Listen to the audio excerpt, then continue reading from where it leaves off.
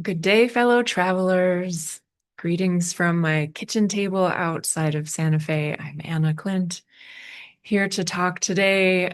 My continuing this discussion on the dark night of the soul. I've been thinking a lot, contemplating this week about meaninglessness and this crisis of meaning that happens as part of the dark night of the soul journey, both for the individual and, of course, for the collective.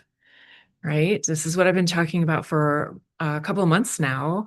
This collective dark night journey, this descent into the abyss. Part of this is, in many ways, the dark night of the soul is kind of precipitated by this loss in meaning. It's like a dryness that happens, like where you start to feel like you're in the desert. And, from the collective perspective, Western society feels like a moral desert. It is becoming untenably amoral. And I feel so old-fashioned saying that, right?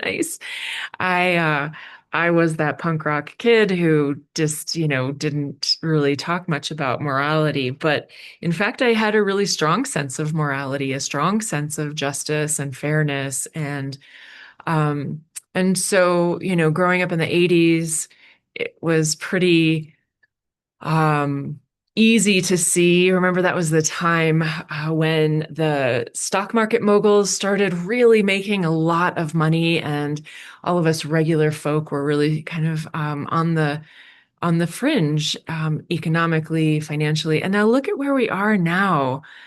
Like the world is blatantly run by mega corporations that answer to no one, right? And um, tens of thousands of people are being laid off all the time from these big mega tech companies, and the CEOs are getting those golden parachutes. Like so little has changed, and it in fact has just even become so much more obvious. But where are we in this process? Like, how do we deal with this untenability? It feels so much bigger. I'll speak for myself. It feels so much bigger than me here. Like, what can I do about this other than try to divest as much as possible from those corporations, those companies, et cetera? But they're interwoven into our lives at this point. Anyway, that's kind of a tangent. One of the things I've been curious about for such a long time is how certain figures who have, prominent platforms are very openly converting and talking about their conversion to Christianity. This is a symptom of that crisis of meaning, a sense of this collective meaninglessness. Um, and I think it really represents this a symptom of a very cultivated, manufactured even effort to erase meaning from the human experience. Right? This is nihilism at its best, right? And this void of meaninglessness is then much easier to fill with the transhuman agenda, for instance, um, with getting us into deeper and deeper debt, greater and greater enslavement, right?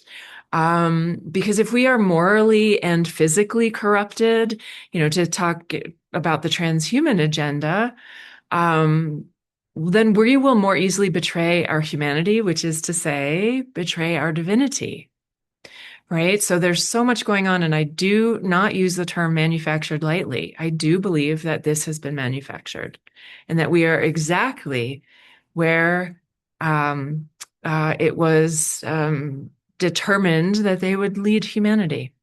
And we have, as I said in a couple of weeks ago, talked about like the rise in AI channels on YouTube that are in the spirituality sector.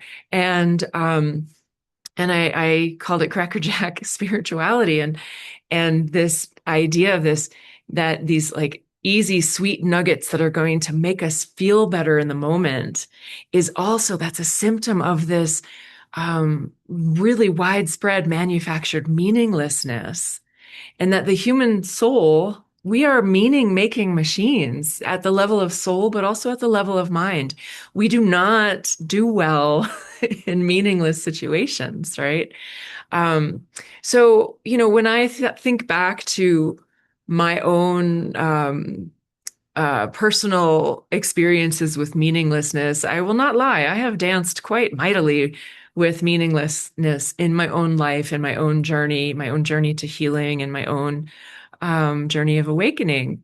And for me, and what I see also in my observations of other humans, is that this personal crisis of meaning shows up physically in the body. It feels like a loss of energy, which really translates to this loss of desire, like just losing the will to do the things, engage with people, create all of the things that might have given you meaning in your life previously.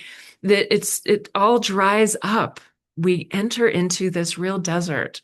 And you can even lose your will to live, which is not the same as saying that you're suicidal. It's different. It's a different shade. It might also actually be that. And so I don't want to discount that. But a loss of a will to live is not the same as wanting to necessarily end your life. But it's this sense of really coming to terms with the fact that nothing lights you up anymore. And it's a real loss of connection to yourself. And that's where this meaning, like the loss of meaning, if you can't connect to your innermost being, to your why to get out of bed every day, it's really challenging. And sometimes, as part of that dark night, you kind of have to spend a lot of time in that place of not getting out of bed, or getting out of bed, doing some things and moving to the couch. And because there is no energy to create, because that's not what this time period is for. And it's very important to not pathologize this, because Western culture will say this is depression and you should medicate it away. And you absolutely should not be doing that, in my opinion, if you are truly in a dark night kind of situation. When you're in the abyss of the dark night, it isn't something to be medicated away. It's actually an alchemical process that needs to happen. And it's painful, and the people around you are not going to understand it, and they're not going to get it. And they're going to think that you're wasting your life, or that there's something really pathologically wrong with you. It's a gray area. Sometimes pathology can look like this. So it's important to have eyes wide open and to seek support around this if you are concerned. But it is, as I said, necessary, and there is no way out but through. Now, we've been talking about the collective dark night of the soul, and this collective crisis of meaning looks like, hello, everything out there: hedonism, amorality, dehumanization, which is another way of saying that is this condemnation of the other. It is this rampant othering of people that don't look like you, don't agree with you, vote differently, are in a different class, income level, etc. This real condemnation of our fellow humans.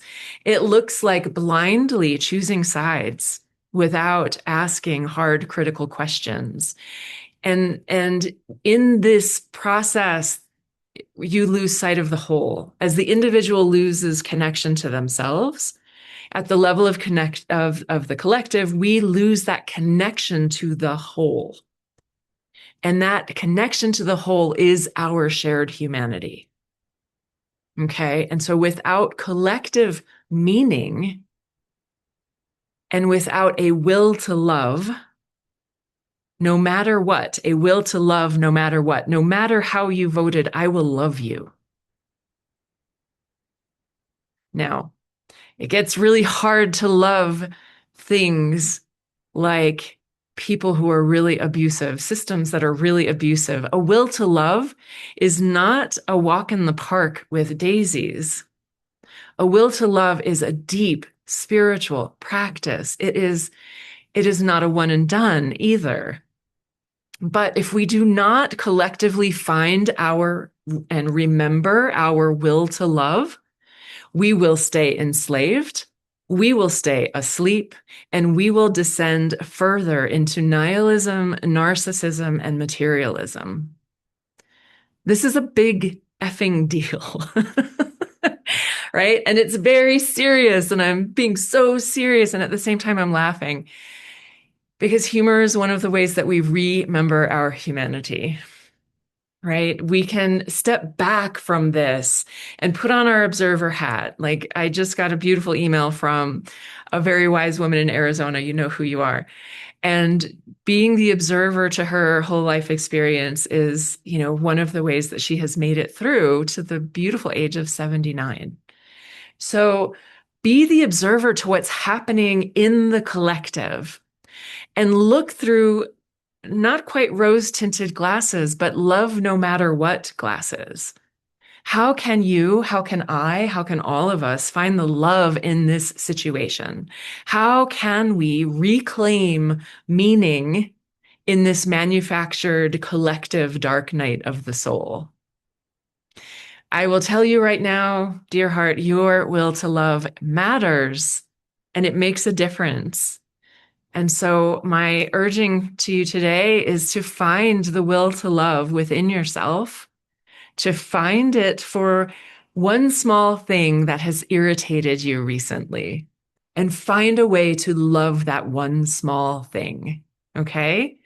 And this is so that you can grow this muscle of loving things as they are, loving what is, not making it wrong or right, bad or good, right? Not getting on a moral high horse, which is part of, in some sense, in my opinion, what's so wrong with all of this situation out there is there's all of this manufactured fake morality. And to go back to the 80s, it was very much the moral majority was the right wing evangelicals. And now the moral majority has become the left wing, progressive side of things. It's so curious. Put on your observer cap and notice what there is to notice. Ask more questions and ask, how can I love this? How can I love everything? How can I love everyone? Many blessings to you today. Thanks for listening if you made it this far. You're a rock star.